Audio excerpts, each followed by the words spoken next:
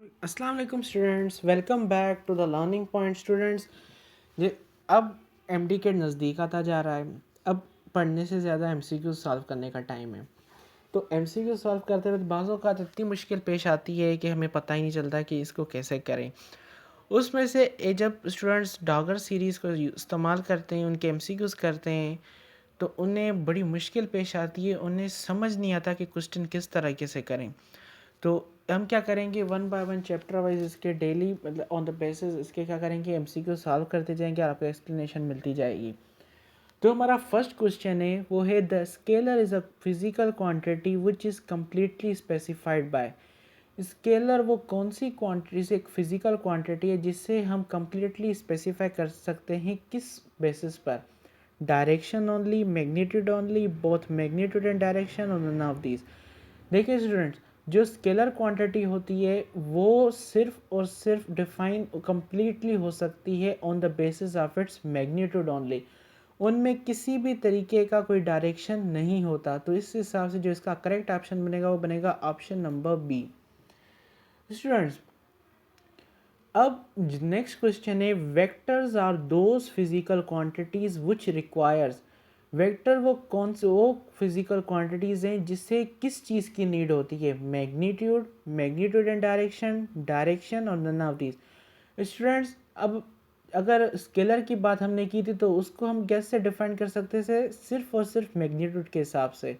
अब जो वेक्टर्स हैं उनको हम डिफाइन कर सकते हैं completely on the basis of magnitude as well as direction. मतलब इसमें मैग्नीट्यूड भी होगा और डायरेक्शन भी होगा। ठीक है स्टूडेंट्स, तो इस हिसाब से जो हमारा करेक्ट ऑप्शन बनेगा वो बनेगा ऑप्शन नंबर बी। अब which of the following is a scalar quantity. इन सब में से स्केलर क्वांटिटी कौन सी है? जैसे हमने अभी अभी डिस्कस किया कि स्केलर क्वांटिटी वो क्वांटिटीज़ होती हैं जिसमें किसी भी तरीके का डायरेक्शन नहीं होता। अब देखिए, डिस्प्लेसमेंट में भी डायरेक्शन होता है, वेट में भी डायरेक्शन होता है, टार्क में भी डायरेक्शन होता है। तो डेंसिटी जो है वो देखिए एक क्या है, विस्कोसिटी है किसी भी चीज़ की, समझ लें। तो क्या उस चीज़ का कोई भी डायरेक्शन है? नहीं। तो इस हिसाब से जो सब में से स्केलर क्वांटिटी हमारी कौन सी हुई? वही हमारी डेंसिटी। तो हमारा जो करेक्ट ऑप्शन बनेगा वो बनेगा ऑप्शन नंबर ए। अब जो नेक्स्ट क्वेश्चन है वो है in accordance to the axis system X and Y axis are drawn by two lines that are. मतलब जो एक्स एंड कार्टिजन जो हमारा सिस्टम होता है, हम उसमें एक्स एक्सिस और वाई एक्सिस किस तरीके से ड्रा करते हैं। देखिए स्टूडेंट्स, ये होता है हमारा एक्स एक्सिस, ये होता है हमारा वाई एक्सिस। तो इन दोनों की, ये दोनों आपस में क्या है, परपेंडिकुलर है ना। इन दोनों के बीच में जो एंगल है वो 90 डिग्री है। तो इस हिसाब से क्या होगा, ये जो X axis and Y axis आपस में क्या होंगे, परपेंडिकुलर होंगे। तो इस हिसाब से जो हमारा करेक्ट ऑप्शन बनेगा वो बनेगा ऑप्शन नंबर बी। अब अगर फिफ्थ क्वेश्चन देखें, a axis which is at right angle to both X axis and Y axis the point in space is called. मतलब क्या है, ये देखें, ये एक्स एक्सिस थी और वाई एक्सिस थी। अब कह रहे हैं इन दोनों के अगर एक ऐसी एक्सिस हो जो दोनों के परपेंडिकुलर हो, तो देखिए स्टूडेंट्स वो हम इस तरीके से ड्रा करेंगे।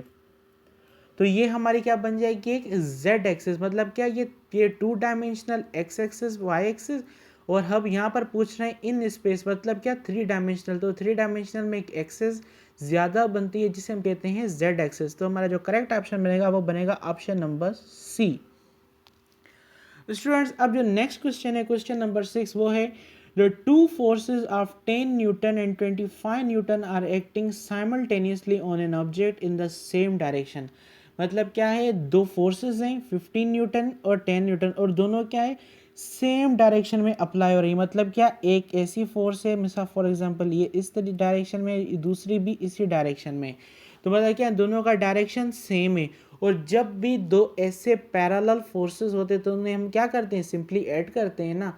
तो मतलब क्या बन जाएगा, 10 न्यूटन एंड 15 न्यूटन, मतलब क्या, टोटल 25 न्यूटन। तो हमारा जो करेक्ट ऑप्शन बनेगा वो बनेगा ऑप्शन नंबर सी। अब जो नेक्स्ट क्वेश्चन देखें वो है कि the negative of vector can be made with.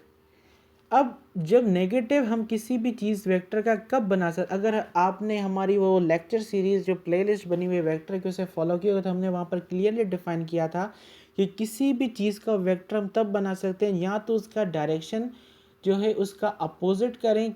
कैसे करेंगे? उसके नेगेटिव मैग्नीट्यूड से उसको मल्टीप्लाई करके। मतलब क्या, अगर एक वेक्टर है वो इस तरीके का है तो हम क्या करेंगे, उसके नेगेटिव ऑफ मैग्नीट्यूड से मल्टीप्लाई करके इसका क्या करेंगे, हम डायरेक्शन अपोजिट कर देंगे। तो ये क्या बन जाएगा, ए वेक्टर का ये बन जाएगा इसका नेगेटिव वेक्टर। तो इस हिसाब से क्या इसका करेक्ट ऑप्शन बनेगा, वो बनेगा ऑप्शन नंबर बी। अब यहाँ पर है कि if two non zero vectors a and b are parallel to each other then a dot b is equal, आपको पता है कि a dot b बराबर होता है a cos थीटा के।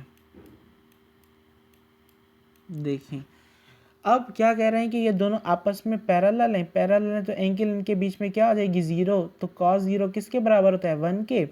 ठीक है स्टूडेंट्स, तो ए बी कॉस थीटा। ठीक है, तो अब देखें ये क्या करें, दो नॉन जीरो वेक्टर्स हैं वो जो क्या है आपस में पैरेलल, मतलब क्या डिग्री जीरो हो गई।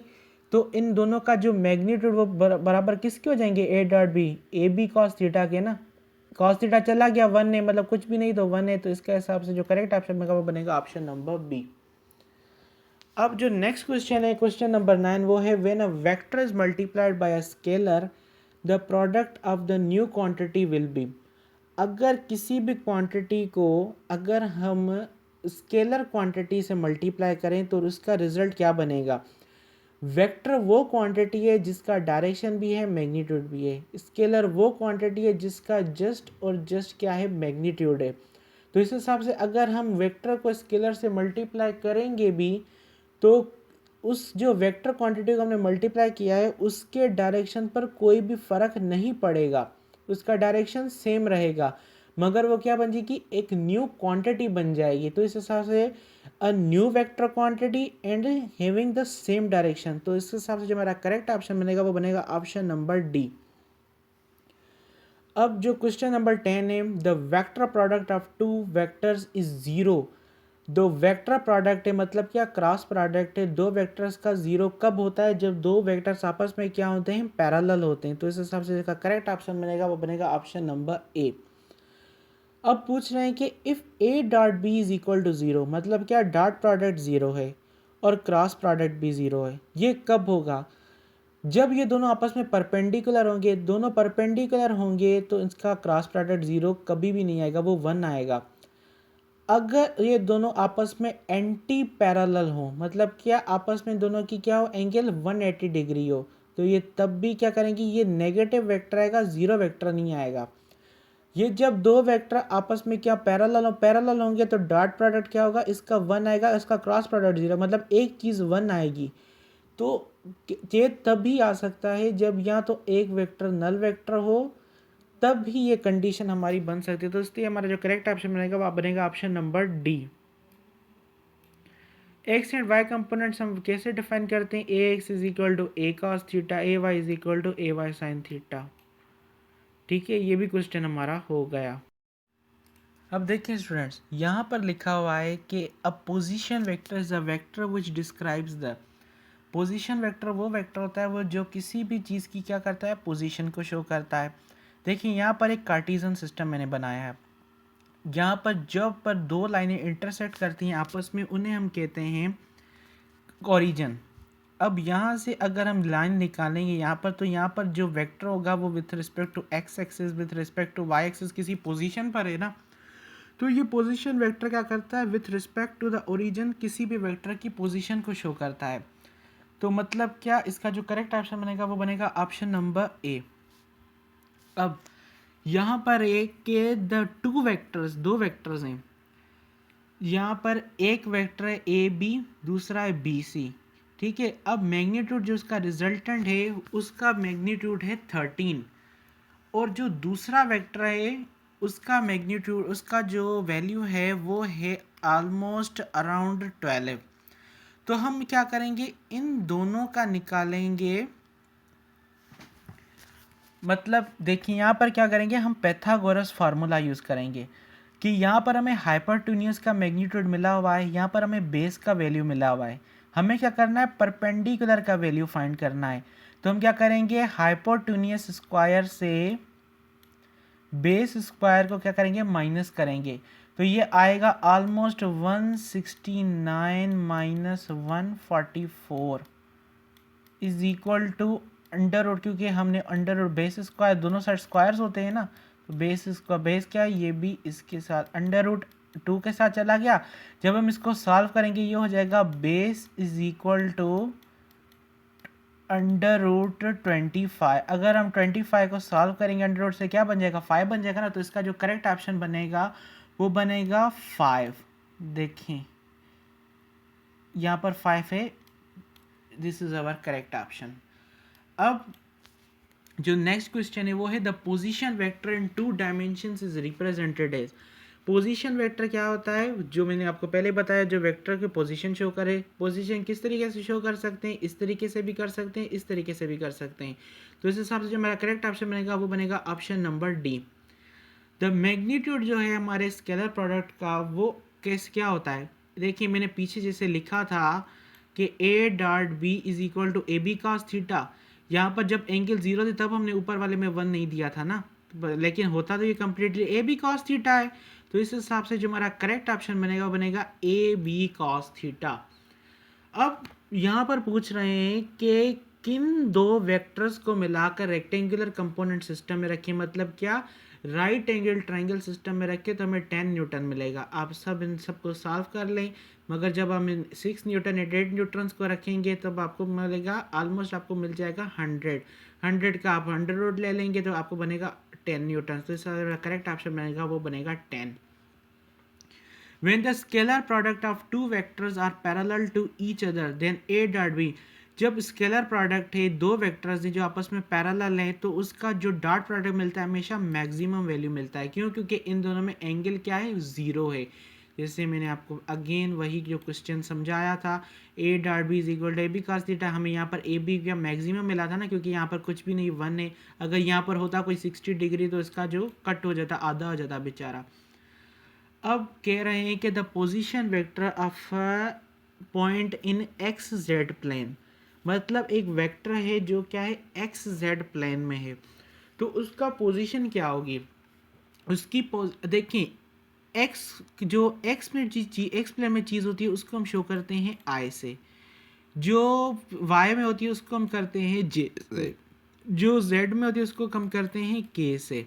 ठीक है स्टूडेंट्स, अब हमें क्या दिखानी है, सिर्फ और सिर्फ एक्स जेड प्लेन में चीज़ दिखानी है, तो हम क्या करेंगे, ऐसा ऑप्शन ढूंढेंगे जिसमें आई हो और के हो।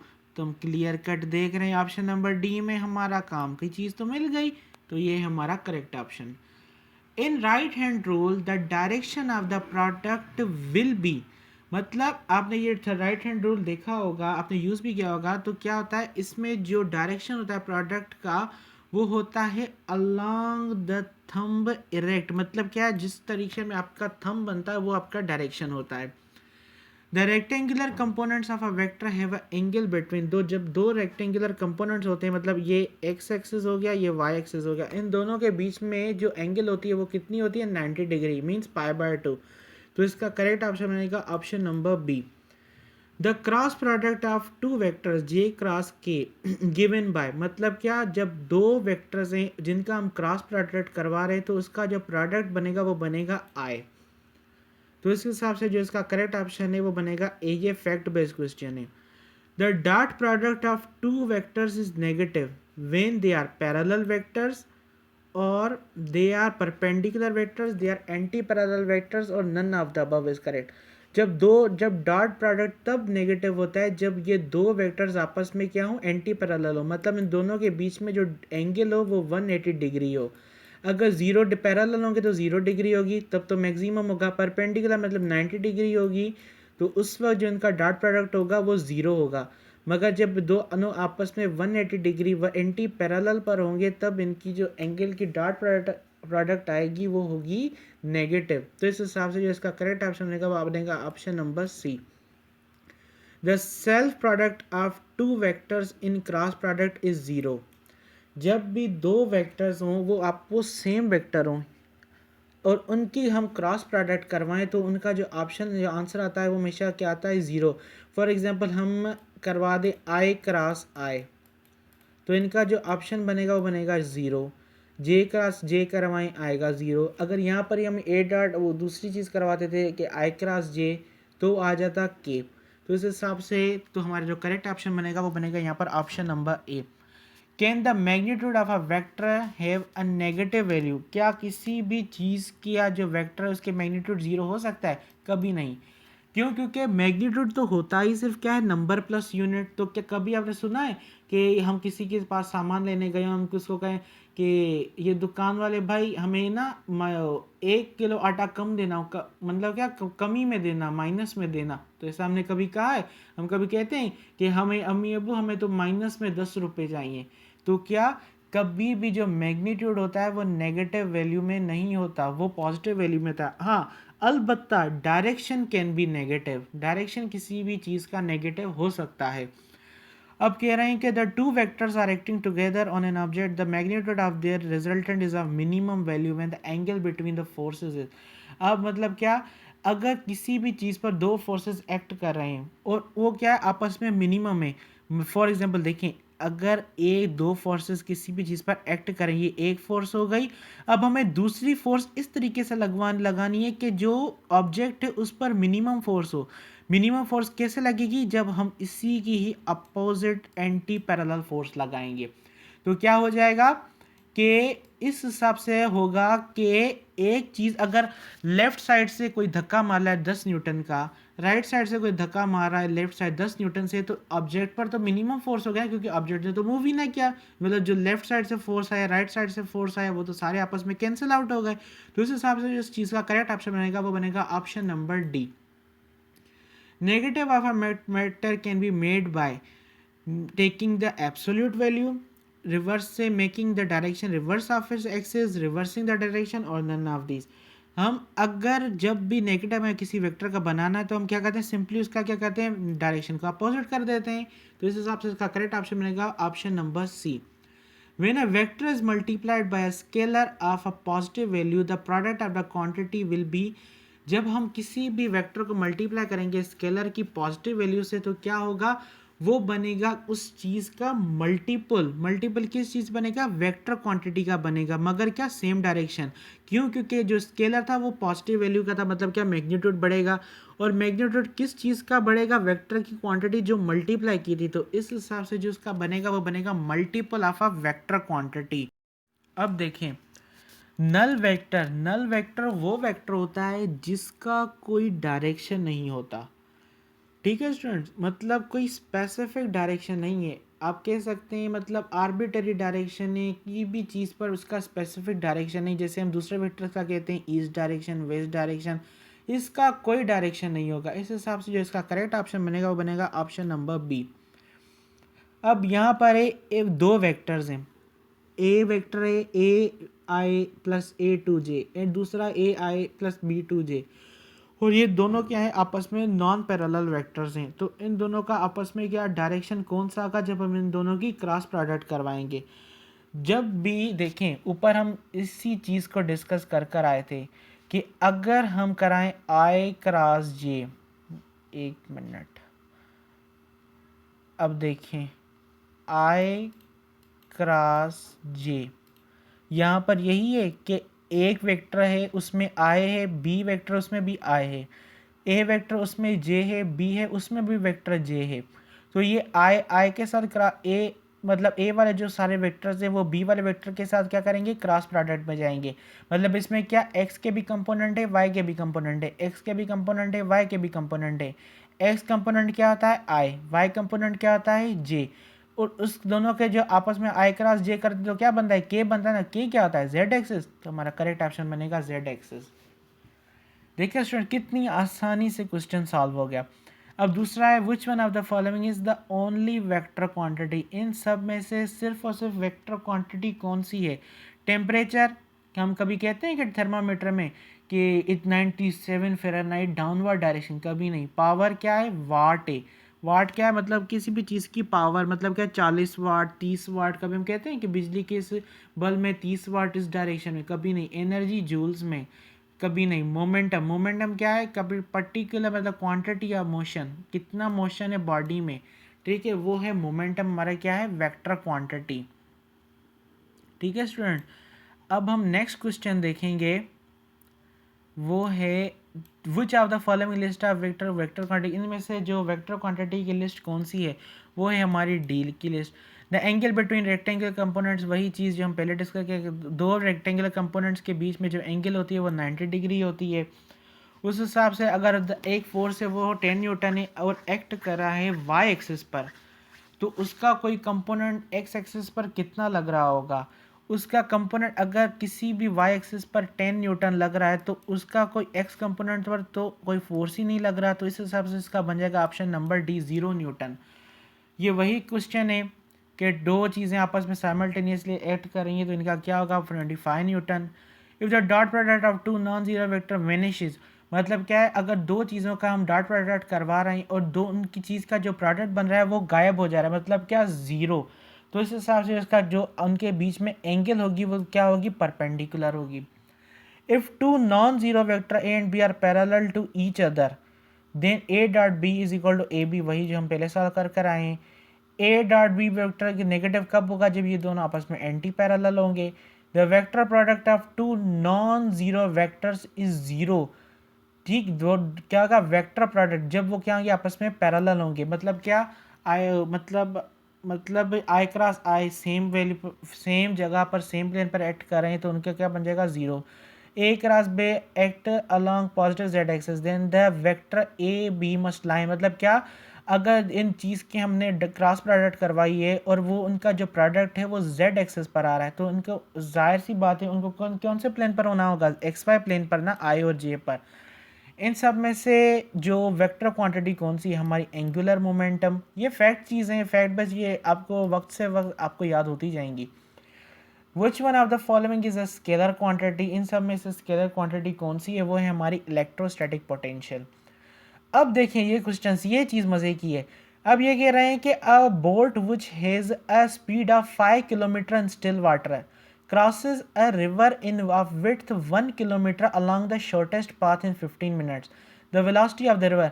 अब क्या करेंगे स्टूडेंट्स, इसमें आप क्या कर लें, हमारा फेवरेट पाइथागोरस लगा लें। स्टिल वाटर मतलब क्या, एक परपेंडिकुलर, यहाँ पर 5 किलोमीटर।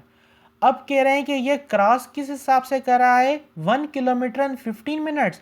ठीक है स्टूडेंट्स, मतलब क्या कि इसने किया, अगर हम इसको एंड इसको सॉल्व करें 1 किलोमीटर पर 0.25, ठीक है स्टूडेंट। क्यों हमने क्या किया, 0.25 कहाँ से आएगा, 15 को हम डिवाइड करेंगे 60 के साथ for the conversion into hour तो क्या बनेगा 0.25। अगर हम 1 को डिवाइड करेंगे 0.25 से हमारा क्या कुछ आ जाएगा आंसर 4। तो ये हमारा क्या किस स्पीड से ये बोट क्रॉस कर रही है, 4 किलोमीटर से। तो अब हम क्या करेंगे, जस्ट हमें इसका हाइपरटोनियस निकाल, हम क्या करना है, देखें ये हमारा क्या है, सॉरी 1 मिनट, ये क्या हो गया, इसका हाइपोट्यूनियस भी आ गया जो है हमारे पास 3। ठीक है स्टूडेंट, जो हमारे पास है 4। अब हमें क्या करना है, सिंपल हमें बेस निकालना है कि हमारी जो रिवर थी उसकी स्पीड क्या थी। सिंपल आप 25 में से 16 माइनस कर दें, अंडर रूट लेकर हमारा आंसर क्या आ जाएगा 3 आ जाएगा ना, तो हमारा यही आंसर था। देखिए कितनी मतलब आसान चीज़ को उन्होंने टिपिकल करके लिखा हुआ था। यहाँ पर भी वही चीज़ें 3 है 4 है और उनका आंसर बन रहा है 5, मतलब क्या हाइपोटेन्यूस, मतलब क्या 9 और 16 कितने 25, 25 का अंडर रूट लेंगे क्या बनेगा 5, मतलब क्या पाई/2, एक पाई 180 डिग्री के बराबर होता है। The angle between the two vectors, मतलब इन दोनों के बीच में एंगल कितनी है, आप ये A dot B A B cos theta से निकाल लें तो आपको जो आंसर आएगा वो बनेगा ऑप्शन नंबर बी। ठीक है student, the angle between A and B is theta, the value of triple product, मतलब क्या B cross A is equal to C and A dot C, मतलब कि स्टूडेंट इसका जो आंसर बनेगा, देखें इनके बीच में जो आंसर चीज़ आएगी वो एक अलग चीज़ आएगी, मतलब क्या सी आएगी और ए डॉट सी क्या बन जाएगा 0, अलग अलग चीज़ आ गई ना, मतलब क्या क्रॉस प्रोडक्ट आ गई, क्रॉस प्रोडक्ट के हिसाब से तो हमें पता है आंसर उसका 0 आता है। If two non zero vector A and B obey the relation A plus B is equal to A minus B, तो इन दोनों के बीच में जो एंगल होगी वो कितनी होगी, वो होगी आप स्टूडेंट्स 90 डिग्री। आप ये जो इसको सॉल्व करेंगे जब ए रिजल्टेंट इज इक्वल टू वाले स्क्वायर फार्मूले से जो होता है उसके अंडर रूट में हम लेते हैं A square plus B square plus 2ab cos theta 2ab, ये वाले फार्मूले से आप इसको सॉल्व करेंगे ना ए माइनस बी लगाकर, तो आपको देखेंगे कि ये यहाँ पर जो एंगल है वो हमारी आंसर का निकल का 90 डिग्री आ रहा है। तो यही थी हमारी आज की लेक्चर वीडियो। अगर आई होप आपको पसंद आई, अगर पसंद आए तो उसके लाइक करें, शेयर करें, सब्सक्राइब करें। लास्ट मोमेंट से एमडी केट के कुछ ही मंथ्स बचे हैं। अब इस वक्त सबको परेशानी आती है, एमसीक्यू समझ नहीं आते, मगर कोई मसला नहीं, आपको सारी चीज़ों का हल मिल जाएगा। तब तक के लिए अल्लाह हाफिज़।